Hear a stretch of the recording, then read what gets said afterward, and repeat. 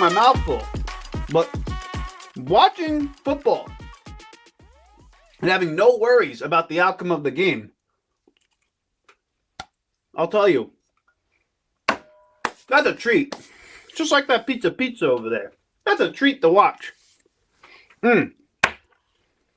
Boy, that is good pizza. Anyways, we just watched the Dallas Cowboys and the Philadelphia Eagles go up against each other Week 17. A battle of the backups, albeit a battle of the backups. But we kicked their ass. Finishing the season on an NFC East, not only clinching the division, but an NFC East sweep against the Dallas Cowboys. Again, Dallas Cowboys this year have not been a very good football team. They've kind of been middling around 500, overachieving these past couple of weeks. But you could see the talent discrepancy that's clearly there between the Eagles and the Cowboys. So I'm not sitting here tooting our own horns. We shouldn't be, super excited about us beating the Cowboys. The things to be excited about, though, are a lot. You clinch the NFC East. You're locked in at the 2 seed. You win the football game in an epic fashion by completely dominating a division rival. And not only that, now you have options going into next week. You have quarterback play that looked pretty good despite Jalen Hurts being on the sideline, with Kenny Pickett and Tanner Mckee coming in and playing really well. Saquon Barkley, once again, 167 yards rushing. And then Devonta Smith made up for the catches, or the drops rather, last week with catches of 120 yards, 6 receptions, 2 touchdowns. And then Chauncey-Gardner Johnson had 2 interceptions in the game. One was a pick 6. So the team came out, made a statement, played an excellent game, got the win, and clinched the division title. And now we're locked in at the 2-hole, which is nice to see. Okay, because now it leaves you with a lot of options going into the game against the Giants, and hopefully we figure out what's going on with QB1 and even QB2, because Kenny Pickett played well today, although I think Tanner Mckee, in my eyes, in my opinion, I've always felt this way. I think a lot of Eagle fans felt this way. It was always better than Kenny Pickett. But that being said, we'll talk about that just in a little bit, but we'll talk more about what the win here means for us in Philadelphia, what it means for the season going forward as the playoffs are now approaching us. But before we do that, we have to introduce the show.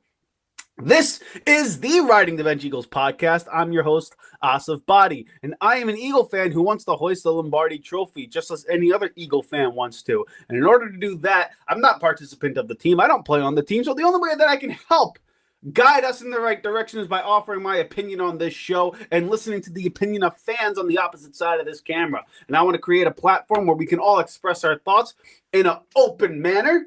And in order for us to do that, we need to grow the channel. So I asked 2 things from you. Everybody asked 2 things from all the people on the opposite side of the camera. It doesn't cost you a thing. Hit like and subscribe so that you can help us grow the channel here organically and help us get out to as many other Eagle fans as much as possible.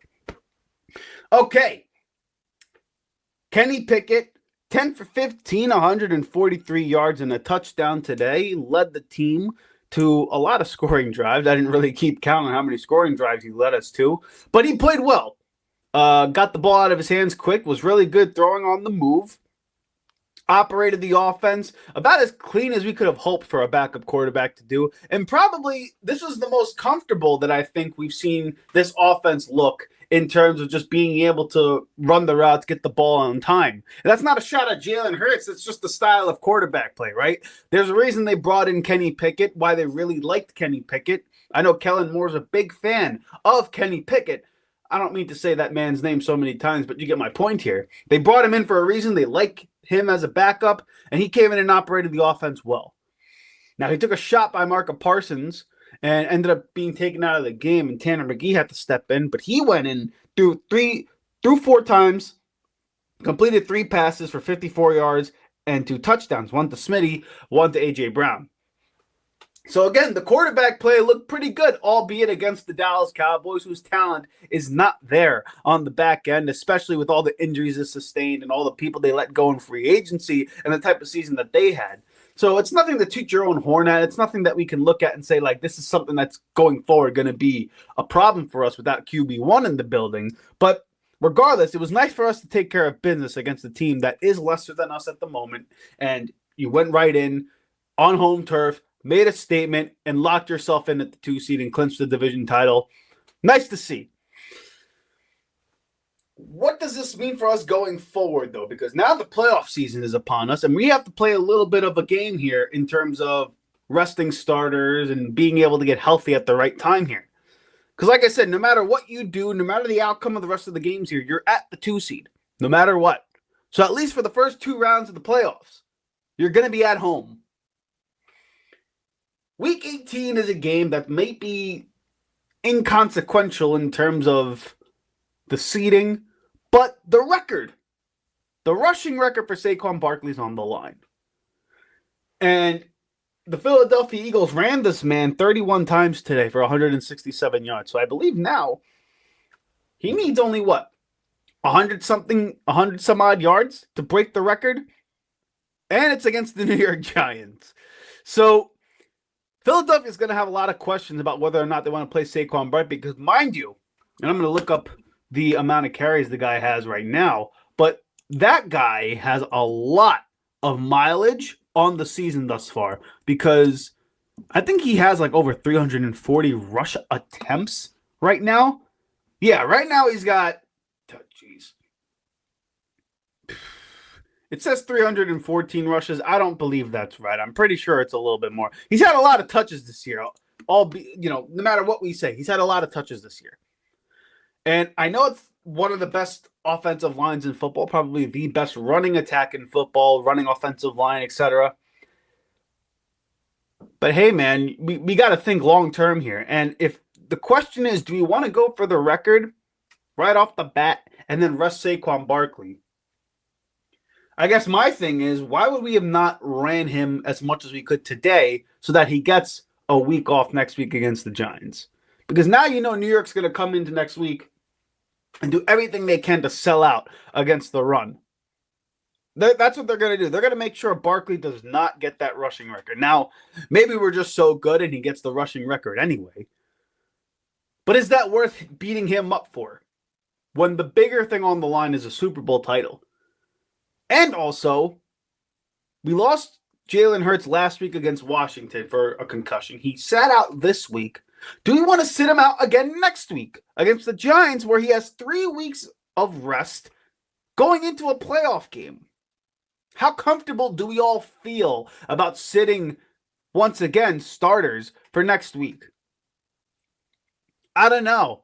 I mean, listen, if I'm the Philadelphia Eagles, this is exactly how I would do it. Play the first half with all your starters. Put Barkley, AJ, Smitty. If Jalen Hurts is cleared to play, clear him to play. Get him out there. Get the first half offense in. Get all your starters the reps that they need so you're not rusty at least going into the playoff. And then sit them the whole second half no matter the score. That's what I would do if I'm Nick Sirianni. Because 3 weeks without throwing a football for Jalen Hurts or participating in football activity due to a concussion is a long time. Especially going into a playoff game where the 7th seed could be the Packers. It could be the Washington Commanders. It's not an easy game that you would want Jalen Hurts to be out of. Okay? And then Saquon Barkley, if he gets close to the rushing record in the first half, maybe if he's like 10 yards away, give him a carry or two, let him get the yardage record, and then take him out. Don't put him back in. Because right now, the biggest thing on the line for this football team is health. That is the biggest concern going into the playoffs. You need to go in unscathed. You need to go in healthy. Because if you do that, you could be anybody in the National Football League. The defense played up well today. And honestly, listen, an unpopular conversation that I'm about to have right now, albeit there is no quarterback controversy here. Let me ask you guys this. With the way Tanner Mckee and Kenny Pickett played today, do you guys feel 100% confident, or comfortable rather? That's probably the better word. Do you feel confident? Well, good Lord almighty. Look at me. I'm like, this is a Freudian slip here because I feel confident. Do you feel comfortable with if Jalen Hurts has to sit out or is getting taken out of a game Do you feel comfortable with the backup quarterback play and the talent on the offensive end to be able to win a playoff game? Do you think it's possible? Now, I don't want to skew the perception of what's going on here because I think Jalen Hurts is the best ticket for us to win at quarterback one.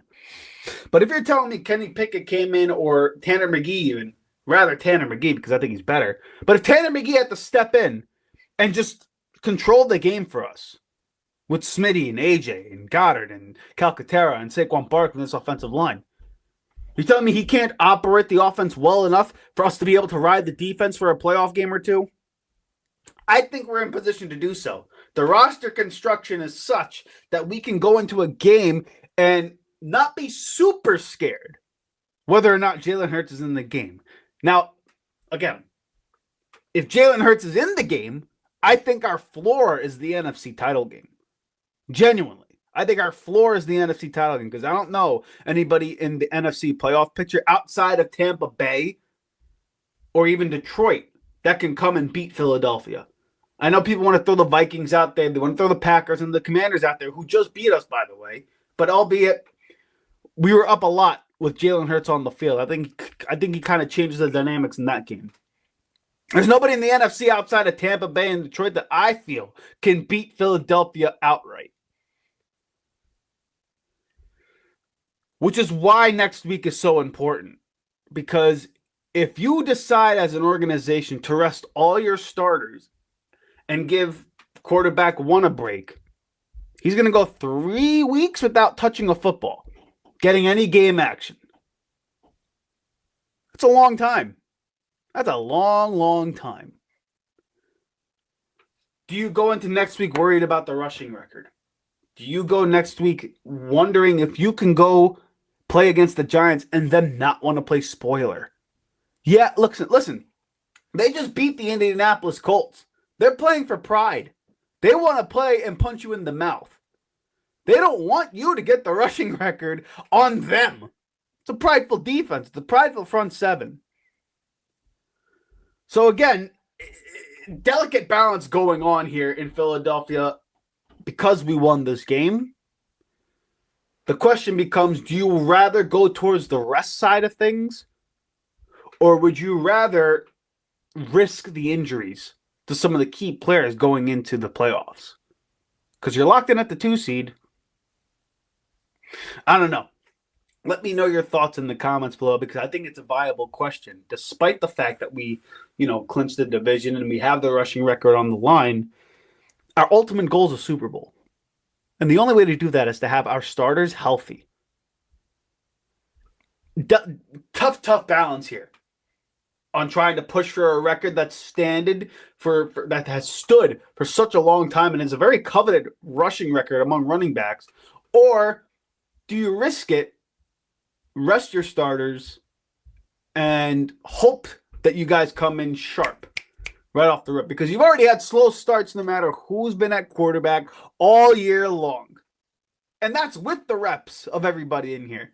Now all of a sudden you have a quarterback who's gotten 3 weeks off and you put him in the lineup and you have an offense who's taken a week and a half off and now you want them to be able to just come and hit the ground running. It's an impossible ask in my opinion, especially in the playoff picture in the NFC where there's a lot of good football teams. Tampa, Green Bay, Washington, the Rams, the Vikings. All good football teams. You can't mess around here. And in an NFC where there's no superstar team, because I don't think Detroit's a superstar team. They have too many injuries on the defensive side of the ball. Minnesota, albeit has played good football, has Sam Darnold at quarterback. Tampa Bay, a veteran-ridden team, but you know what? They have a gunslinging quarterback in Baker Mayfield, who I think is a playoff performer, but they're not a super team. The Rams, we beat them earlier this year. They have a quarterback who can go nuclear. Same with Green Bay, but you don't see anybody on that team that is super. And then you got the Commanders, and then you got, the Philadelphia Eagles, obviously. Anyone in the NFC can beat each other. That's what makes this conference so interesting. The only way that you can shift the balance of power here is if injuries are sustained.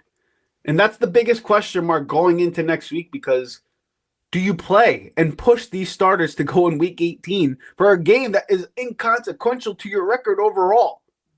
Or do you push for it to get personal accolades?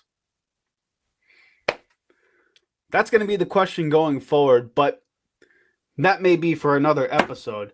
Today, we need to celebrate the victory. We celebrate beating the Dallas Cowboys once again this season. I think we beat them like 75-19 this whole season. It's something ridiculous.